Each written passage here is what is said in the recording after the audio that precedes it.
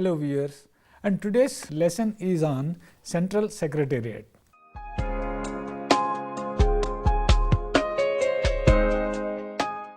The composition and functions of the Central Secretariat of the present day would be worthwhile to have a glimpse into its origin. The Central Secretariat, like quite a few other administrative organizations, is a legacy of the British rule in India. Before the year 1756, the President and the Council at Fort William transacted all their business in one single department with the help of a secretary and a few assistants. After the packets had reached from England, the secretary laid them before the council for orders and instructions. When such orders and instructions were issued, they were conveyed to the authorities concerned for execution. Thus, the Central Secretariat at Fort William in Bengal was designed to furnish the requisite information for the formulation of policy and to carry out the orders of the company's government. Later, both Lord Cornwallis and Lord Wellesley contributed towards organizing the Secretariat.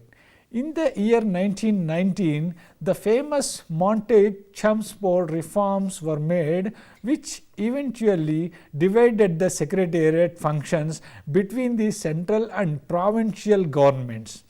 With the outbreak of World War II in the year 1939, the government had to assume several new functions and burdens.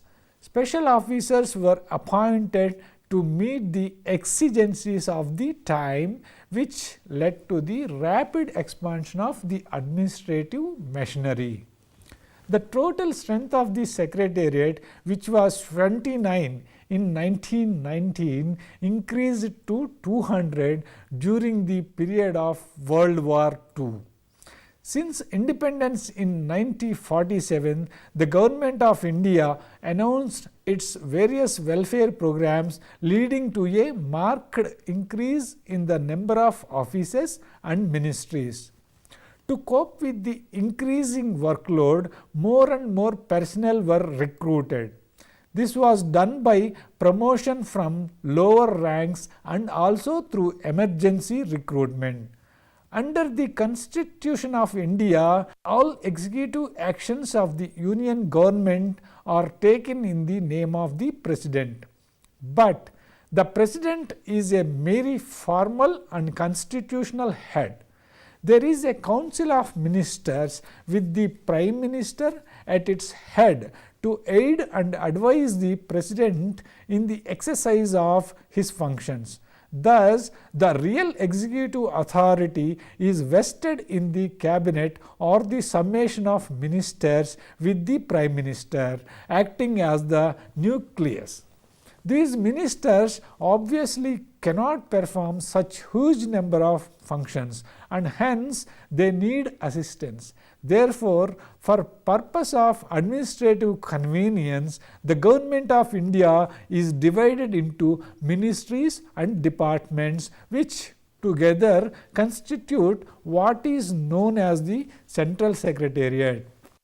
Subordinate offices and other field agencies are attached to implement policies enunciated by the ministers in consultation with the Secretariat.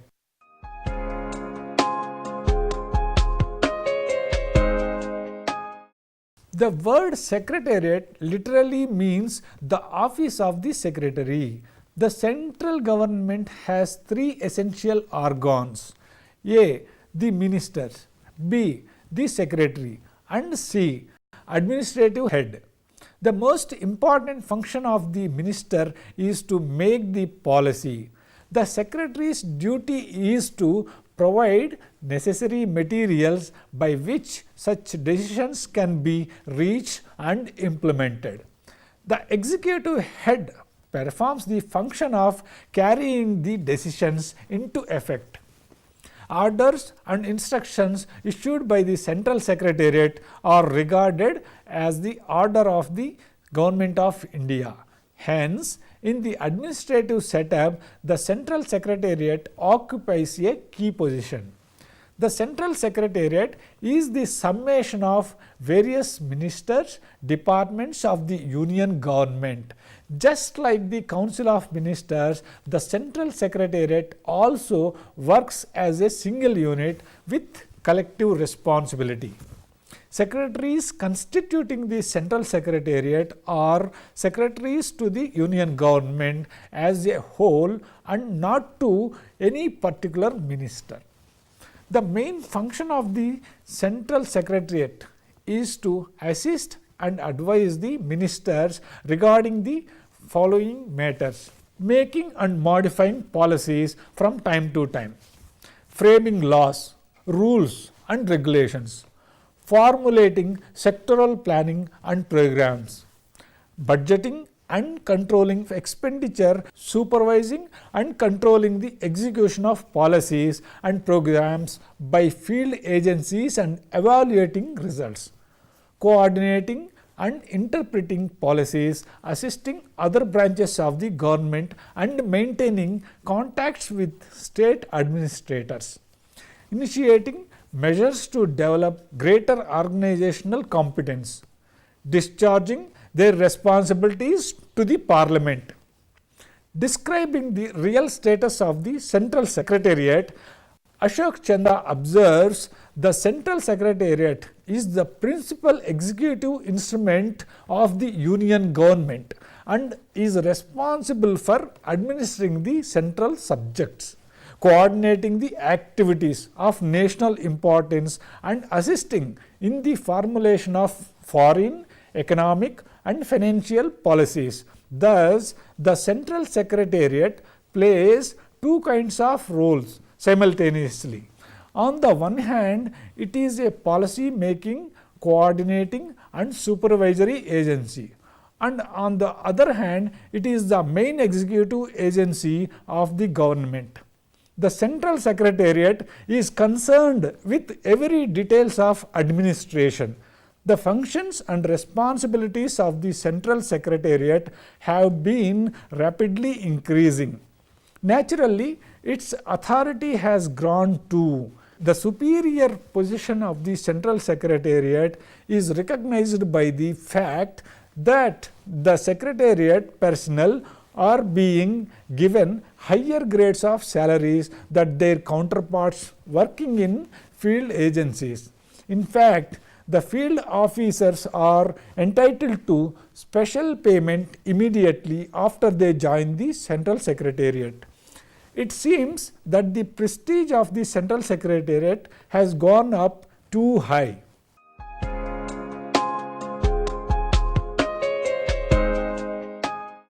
It is said that the Central Secretariat is the summation of various ministries and departments, but Cabinet Secretariat, which is a ministry comprising more than one department, is still known as the Secretariat.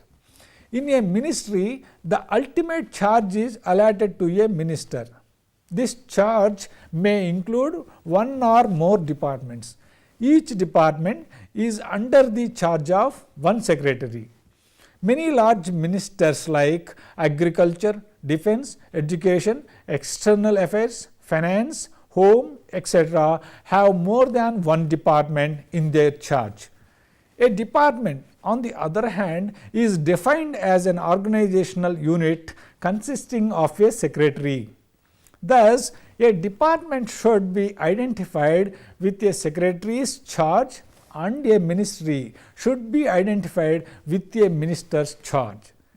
A ministry, for the purpose of expenditure internal organizational activities, is divided into the following segments.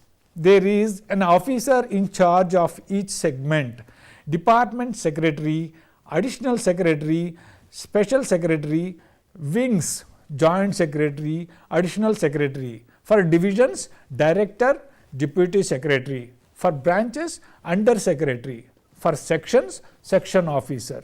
The functions and roles played by such officers are briefly listed below. Secretary. A secretary is usually the administrative head of a ministry or a department. He is the main advisor to the minister on all matters of policy and administration within his ministry or department. He enjoys complete and undivided responsibility for efficient administration. The secretary represents his ministry or department before the Parliamentary Committee on Public Accounts. He receives weekly summaries describing the nature of cases which have been disposed of by his subordinate officers. Gopalswamy Iyengar suggested a secretary should not be immersed in files and burdened with routine. It is essential that he should have time to grasp the overall picture, size of the problems facing government in the field allotted to his charge, and think and plan ahead. All these are his proper functions and must be efficiently performed. Thus, the secretary stands at the topmost point of the departmental authority and draws the highest salary available to any member of the civil service. Number 2, Special Secretary. More than one level of authority has been introduced since 1947, and thus the original hierarchy of administration has been disturbed. This tends to weaken the solidarity, efficiency and effectiveness of a number of administrative posts. The introduction of a new post designated as Special Secretary is a good example of such weakening. As Ashok Chandra observes, in 1951, a special secretary enjoying the pay, status and authority of a secretary was appointed to the Ministry of Agriculture. This was a unique post where neither the principles on which such a post was created nor its relations with the permanent secretary were defined. A special secretary was also appointed with the rank of secretary in charge of the Department of Kashmir Affairs in the Ministry of Home Affairs. It can thus be said that there is no well-defined principle regarding the appointment, rank and pay of a special secretary. Number 3, Additional Secretary. Initially, the officer next in hierarchy to the secretary was the deputy secretary, but later some new levels of joint, additional and special secretaries were formed. In 1937, the Organization and Procedure Committee referred to these new levels. Almost every committee has recommended either the abolition of these new posts or their drastic reduction in number. However, such newer intermediary ranks have ultimately succeeded. In reality, these posts have been created to reward some senior joint secretary by raising both his salary and rank. He is placed in charge of a department, doing the work of a secretary. All other times, he is placed at the head of a wing and performs the functions of a joint secretary. Still, at other times, he helps the secretary in a specified field of activity. In the opinion of Richard Tottenham, there is and should be no difference of functions, but only a pay between a joint secretary and an additional secretary. In both cases, their real function is to lighten the burden of the secretary. However, the Personal Study Team of the Administrative Reforms Commission and the ARC itself suggested the creation of defined level of additional secretary. Thus, in the secretariat hierarchy, the level of additional secretary has come to stay. This level provides considerable relief to the secretary in the ministries of large size. As a result, the secretary can now concentrate on the more important policy matters. Number 4, Joint Secretary. Where the volume of work in a ministry exceeds the manageable charge of a secretary, one or more wings may be established within the ministry. Normally, a joint secretary takes in charge of each wing, regarding all business falling under his wing. The joint secretary is in charge of maximum measure of independent functioning and responsibility. For three main reasons, this post of joint secretary was created in the early 20s of the 20th century.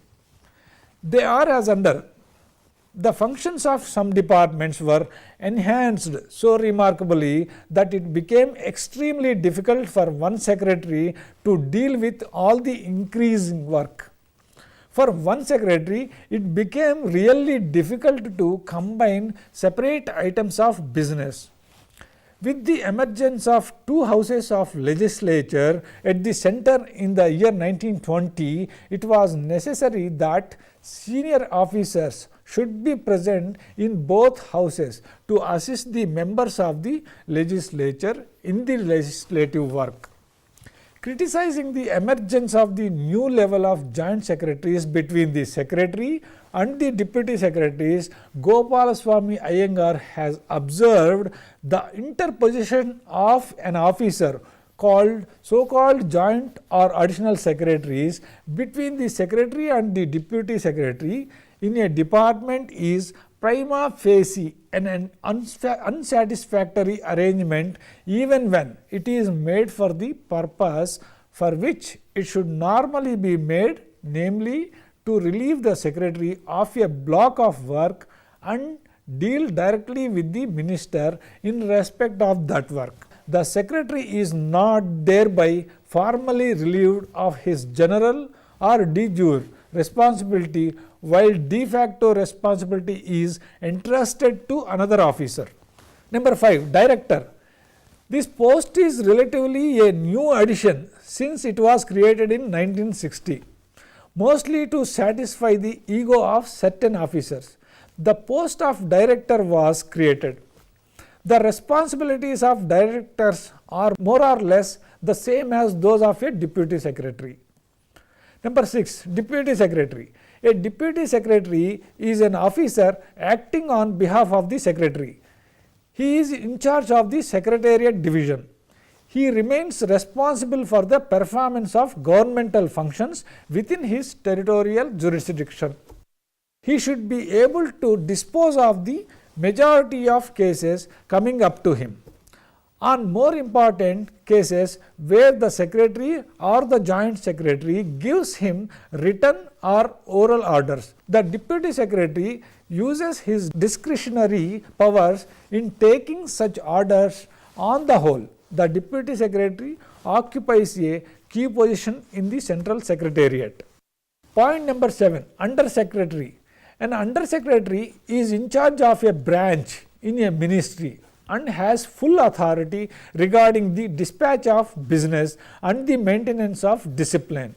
In the Maxwell Committee report, the role of the under secretary has been clearly mentioned in the following way.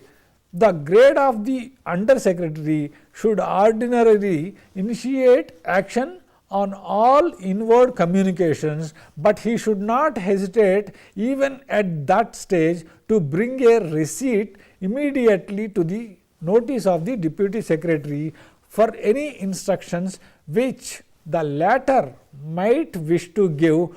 More important files he should submit to the deputy secretary in such a form that in ordinary course the deputy secretary should be enabled to deal with the case quite briefly. Under secretaries should also attempt to reduce the number of files to be formally submitted to the deputy secretary. Point number 8, assistant secretary.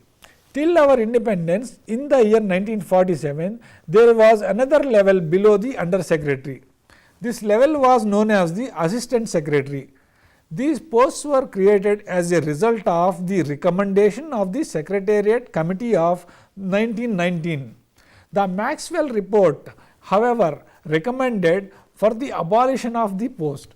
The recommendation was effected after the year 1947. Point number 9, officer on special duty, OSD. It is an old device to accommodate certain persons or to meet an unexpected emergency. but it has appeared to be useful to practicing administrators. Certain features inherent in the system are as follows. The designation OSD has a special charm which attracts a lot of persons. The post does not indicate any status. It means any position at a given time depending on the nature and type of work.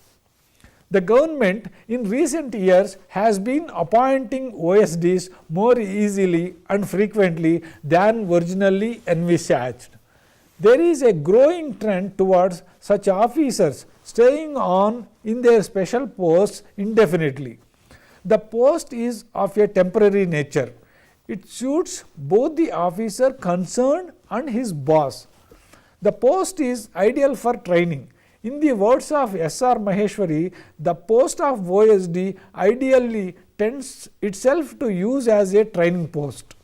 The post has both administrative reasons and political reasons behind its creation. Point number 10, section officer. Superintendents in charge of sections are known as section officers. The section officer basically supervises the work of the staff of his section, but he himself handles the important and intricate cases. He distributes the work among his staff, trains, assists and advises the staff, coordinates the work in his section, ensuring prompt and efficient disposal of work in his section. He adopts necessary measures for the steady progress of cases. He submits arrears statements and other periodical returns in time. And he maintains the section diary, file register and other documents of the section properly. He ensures safeguarding of secret and top secret papers. He issues reminders, acknowledgements, etc. It remains responsible for the disposal of routine cases, maintains order and discipline in the section and keeps the section neat and clean. Apart from the above mentioned officers, this section will describe the functions of the assistants and upper division clerks on the one hand and lower division clerks and typists on the other. Number 1, assistants and upper division clerks. An assistant usually works under the orders of the section officer. The assistant usually remains responsible for the work entrusted to him by the section officer. He normally examines and puts suitable notes and drafts on case promptly and submit them quickly to his immediate boss. That means the section officer, he maintains his diary properly and keeps papers and files in tidy condition. Some assistants may be selected as more efficient ones who are usually authorized to submit cases directly to the branch officer. Upper division clerks perform more or less similar functions as with those of assistants, but they are not ordinarily entitled to deal with important cases as the assistants are. Number 2, lower division clerks and typists.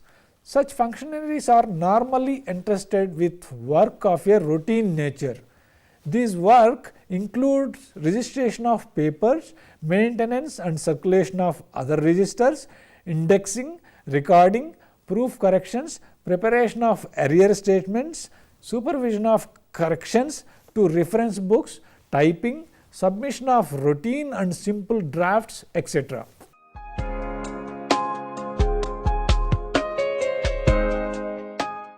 There has been a remarkable increase in recent years in the volume of work in the Central Secretariat. 1. At present, the government has assumed increasing responsibilities for regulating trade and industry, controlling restrictive practices, nationalization of banking and insurance, promotion of economic development, fostering science and technology, etc. Point number 2. There has also been an increase in the number of public sector undertakings in various fields, which in turn gives birth to a steady increase in the secretarial works. Point number 3. Again, Due to the increasing executive accountability to the legislature and the increasing scrutiny by the standing committees of the union legislature, there is an increasing need for maintaining proper records of all cases involving financial sanctions. As a result of all these factors, there has been a remarkable growth in the number of Central Secretariat posts at various levels.